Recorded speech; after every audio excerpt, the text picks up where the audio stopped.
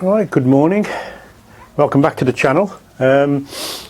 Today I'm on the Bonneville. I'm going to be doing the chain, checking the chain free play and doing the adjustment. Now, it's not a complicated job at all, but a lot of people, I don't know, for whatever reasons, seem to steer clear of it and they end up with a slack chain and clunky gear changes and it'll wreck the sprockets. So that's what we're going to do today. Now, there's a bit of a can of worms as regarding the chain free play measurement. I'll get to that in a minute. There are about 3 different versions of this, but I'll get to that in a minute. First of all, we'll go through what tools you're going to need, and we'll go from there. As usual, if you wouldn't like leaving a like and a subscribe, it helps a great deal and it's very, very much appreciated. That would be great. Thank you. Right, we'll just run through the tools you're going to need to do this job. Breaker bar, find it useful. If you haven't got one, just put a bit of tube on the end of your Tommy bar because the wheel nut is quite tight. 24mm socket for the wheel spindle nut. Then we want a 19mm spanner for the other end of the spindle, just to hold that still. We've got a 8mm spanner for the actual adjusters themselves. We've got a steel rule or a tape measure for actually measuring the free play. Torque wrench for tightening up, and I must stress, do not be tempted to use your torque wrench as a breaker bar to undo the nut. They're not made for that. You'll destroy your torque wrench if you do that. So don't do it. I've got a small socket set here because I'm going to take the chain guard off. When I'm doing this job, I tend to two little bolts. Take the chain guard off, give it a clean the swinging arm underneath. But I've changed my fasteners to little torques, so I've got a little socket set cum torque set there. Then we come to me, I love gadgets, my little laser tool. My little laser tool that is used for the checking the chain alignment, or the wheel alignment if you like, at the end. So we'll come to that when we use it. So basically that's what you're going to need. Now let's address this issue for the chain free play. Now this is my original handbook. This is an excerpt from my original handbook that came with the machine, and you can see it says 35 to 45mm chain free play. Now I thought that was a bit much at the time, so I did a bit of research, and as you can see underneath I wrote down 08 onwards EFI 15 to 30mm. Now this is a printed version of that supplement that I found. I found that on the Triumph website. You simply type in your VIN number and you get the handbook for that particular machine, and that is where that figure of 15 to 30mm came from. Now the other, I think 15mm is a bit tight, but anyway, it's 15 to 30. Now the other option you've got is your Haynes manual, which you can see an excerpt from here, and that says 20 to 30mm. So I've always worked on sort of 20 to 25mm, somewhere in the middle. I've never adjusted it as tight as 15. I've always gone for sort of 20 to 30, and occasionally it's got to 35, and you do get clunky gear changes. So I've always tended to stick around about the 20 to 25mm, and everything's been fine.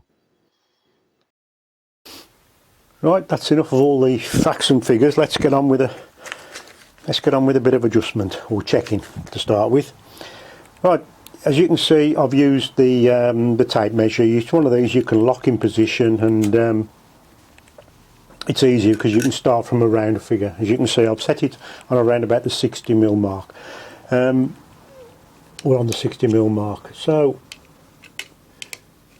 I always use a screwdriver because it gets your fingers greasy. You can see that's going up to 30. So we've got just over 30mm of free play there, which we know is 30mm is the maximum really. So we will adjust that very slightly. you're supposed to check it between the halfway between the front and rear sprocket and on the side stand. Now this chain was replaced about just over 2,000 miles ago. I had new chain, new sprockets. After about 500 miles I rechecked it and it hadn't moved. So this is it's done 2,000 miles. I'm pretty easy on the clutch. I like to think I'm fairly smooth rider, so there's no reason for it to have stretched much. So let's get on with the adjusting.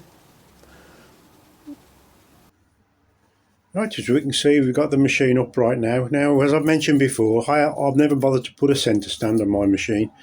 So what I do, obviously you've got to lift the rear wheel off to be able to perform this task. But what I do is I've got a couple of hooks in the floor, one on either side, as you can see.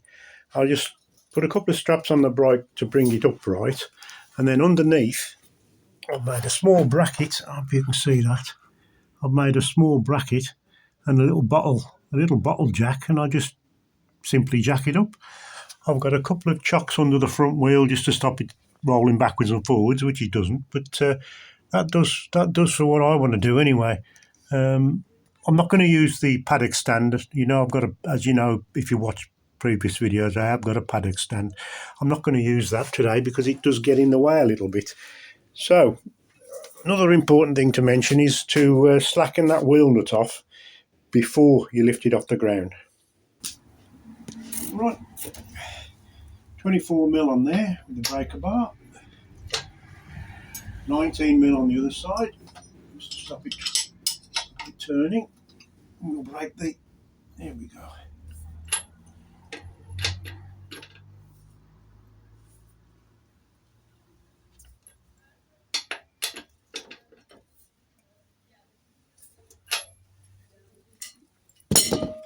You don't need to slacken it right off, just enough to allow it to. There we go. That should be enough.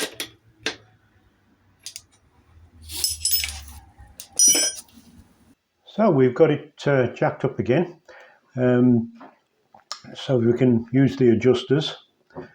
Now I do know through experience that it's very little movement on the adjusters produces quite a lot of difference on the chain tension. So anti-clockwise to tighten the chain, clockwise to loosen the chain. So we're going to go probably about 1/8 of a turn. So we're about there about 3 o'clock. Just a 1/8 of a turn. There we go. That's that side. We'll move around to the other side. Do a similar one there. About 1/8 of a turn. That's it. That'll do. Right, we'll just nip up the wheel nut before we drop it back down and recheck.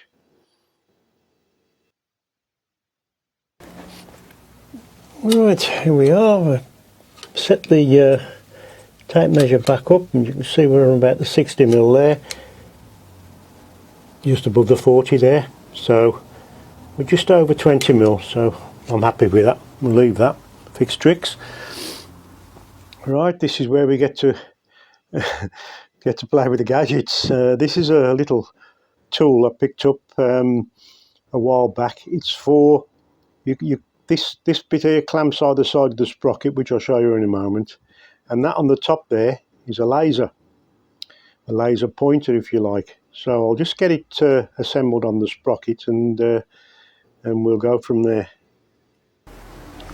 Right, the idea is, it is a little bit awkward. The laser comes out of this end, and for whatever reason, Triumph, I think, one of the only manufacturers now that have the chain on the right hand side or the off side of the motorcycle. This is made to have the adjusting nut or the tightening nut on the outside, because that's going to be facing backwards. I've thought about changing it round, but it doesn't appear to be that easy. There are moulding, some of the nuts are moulded in. So anyway, it is a bit awkward. So I've lifted it back off the ground so as I can get the adjuster or the clamp on the inside so it misses a spoke, just so it's easier to there we go, that's that. Put that more or less upright. Right, we've now got that clamped on either side of the sprocket. We now turn the laser on. Angle the laser down so that, as you can see, I hope, it's right on the centre of the rollers. It centres itself, this mechanism in here, it centres itself, so we're right on the centre of the rollers. So you then tip that up so the laser dot goes as far forward as you can see it, and as you can see, it's on the centre line of the rollers. So that tells me that that chain is in line. Now, I know you're supposed to use the graduations on your adjusters.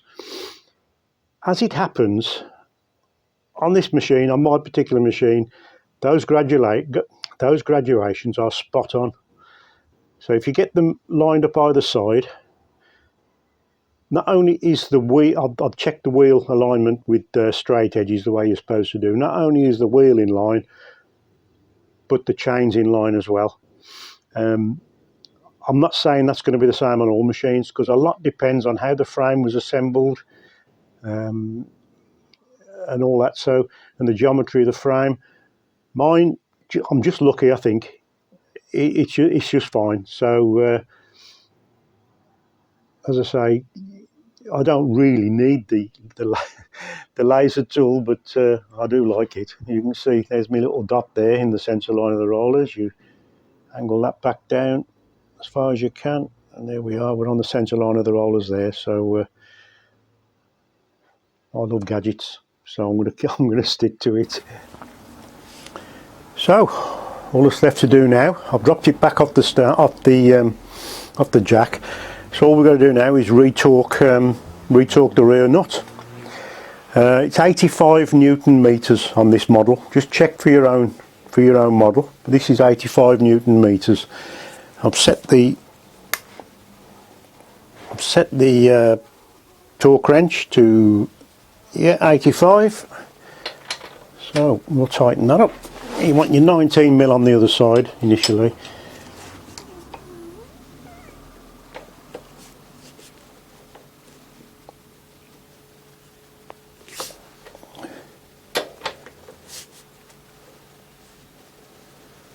It is quite tight actually, 85.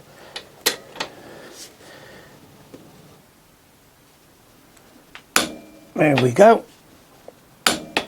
85 Newton meters. Right, basically that's it, job done. I've just got to pop the chain guard back on. I will just recheck the free play. Now I've torqued it up, it shouldn't make any difference, it normally doesn't. The other thing I think I forgot to mention was when I dropped it off the jack, I did bounce up and down on the suspension just to settle the suspension, to make sure it was as it should be. There we go. I'll just check it again, but I'm sure it'll be fine. So that's it, job done. Hope that's helped. And again, if you wouldn't mind leaving a like and subscribe, I'd be very grateful. It helps to develop the channel. And we'll see you next time.